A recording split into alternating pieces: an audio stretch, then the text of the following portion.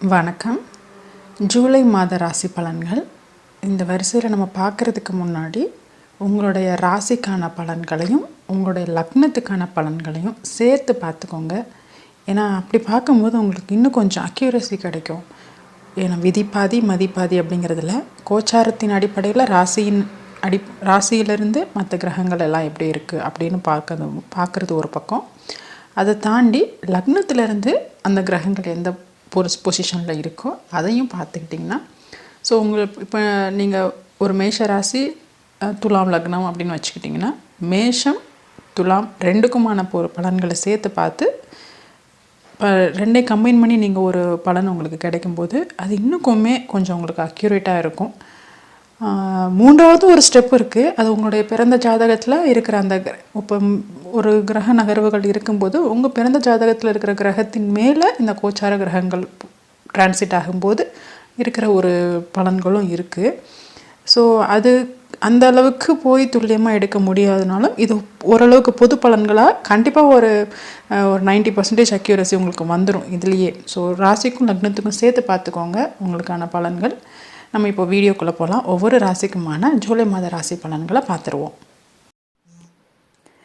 மிதுன ராசிக்காரர்களுக்கான ஜூலை மாத ராசி பலன்கள். மிதுன ராசினருக்கு ஜூலை மாத தொடக்கத்தில் ராசியிலேயே சுக்கிரனும் சூரியனும் அமர்ந்து தனஸ்தானத்தில் ராசிநாதன் புதன் அமர்கிறது. இதனால் பொருளாதார நெருக்கடி ஏற்பட்டாலும் யாரேனும் உங்களுக்கு தகுந்த நேரத்தில் உதவி புரிவர். தேவைகள் பூர்த்தியாகும். உங்கள் கௌரவம் காப்பாற்றப்படும். விரையாதிபதியாகிய சுக்கிரன் ராசியில் அமர்வதும் விரயஸ்தானத்தில் குரு அமர்வதும் மாத பிற்பகுதியில் லாபாதிபதியாகி செவ்வாய் குருவோடு சேர்வதும் நிறைய சுப விரயங்களை கொடுக்கும். வண்டி வாகனங்கள் வாங்குவீர்கள். குழந்தைக்காக சிகிச்சை எடுப்பது, கோவில்களுக்கு யாத்திரை செல்வது, வேண்டுதல்களை நிறைவேற்றுவது, அதற்காக சில கடன்கள் வாங்குவது, நிலம் வீடு சம்பந்தப்பட்ட சில பிரச்சனைகள் சந்திப்பது, ஏற்கனவே அது போன்ற பிரச்சனைகள் இருந்தால் இப்பொழுது மீண்டும் அது தலை தூக்குவது போன்றவைகள் நடக்கும். வக்ரசனியின் சமசப்தம பார்வை மேலும் செவ்வாயின் 4ஆம் பார்வை இரண்டும் 3ஆம் இடத்திற்கு கிடைப்பதால் குடும்ப உறவுகள், இளைய சகோதர சகோதரிகளோடு மற்றும் நெருங்கிய நண்பர்கள் மற்றும் அண்டை அயலார் இவர்களோடும் கருத்து வேற்றுமை தோன்றும். அவர்களோடு பணம் கொடுக்கல் வாங்கல் இவற்றில் கவனம் தேவை. சிலருக்கு அவர்களுக்காக சில பொருளாதார செலவுகளை செய்ய நேரிடும். சில சமயங்களில் அதீத தைரிய வீரியத்துடன் காணப்படுவீர்கள். 6ஆம் அதிபதியாகி செவ்வாய் தன் வீட்டை தானே பார்ப்பதும் வக்ரசனியின் 10ஆம் பார்வையும் 6ஆம் இடத்திற்கு இருப்பதால் எதிரி தொந்தரவுகள் இருக்கும். பழைய சொத்து பிரச்சனைகள், கோர்ட்டு கேஸ் பிரச்சனைகள் இப்பொழுது தலை தூக்கும். இருப்பினும் குருவின் பார்வை இருப்பதால் எதுவும் சமாளிக்கக்கூடிய வகையிலேயே இருக்கும். ஜீவனாதிபதி குரு விரயஸ்தானத்தில் அமர்ந்து தொழிலில் சில விரயங்கள் கொடுத்தாலும் 10இல் இருக்கும் ராகு வெவ்வேறு வழிகளில் உங்களுக்கு தொழிலில் மற்றும் பொருளாதாரத்தில் உதவிகளை ஏற்படுத்தி கொடுப்பார்.